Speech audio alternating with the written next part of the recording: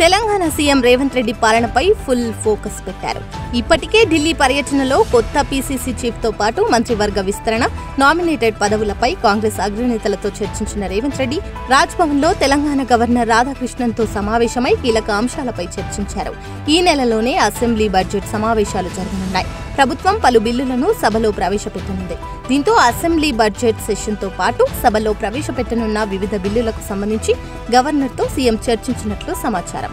మరోవైపు గవర్నర్ కోట ఎమ్మెల్సీ అంశం చర్చకు వచ్చినట్లు తెలుస్తుంది. త్వరలోనే మంత్రివర్గ విస్తరణతో పాటుగా టీపీసీసీ చీఫ్ నియామకం ఉంటుందని పార్టీ నేతలు చెబుతున్నారు.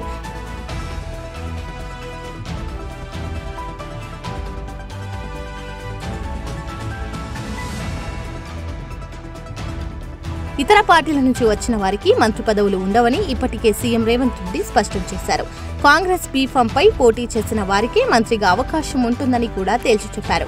మంత్రివర్గంలో 6 ఖాళీలు ఉండగా నిజామాబాద్, ఆదిలాబాద్, రంగారెడ్డి, హైదరాబాద్ జిల్లాలకు మంత్రివర్గంలో చోటు దక్కలేదు.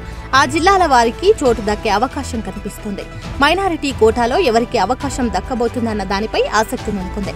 మొత్తంగా మంత్రివర్గ విస్తరణలో ఎవరికి చోటు దక్కుతుందనేది చర్చనీయాంశంగా మారింది. తెలంగాణ పీసీసీ కొత్త అధ్యక్షుడి ఎంపికపైన ఢిల్లీలో సుదీర్ఘ కసరత్తు జరిగింది. రెడ్డి సామాజిక వర్గానికి సీఎం పదవి ఉన్న నేపథ్యంలో పార్టీ పదవి బీసీలకు ఇవ్వాలని మెజారిటీ కాంగ్రెస్ నేతలు కోరుతున్నారు.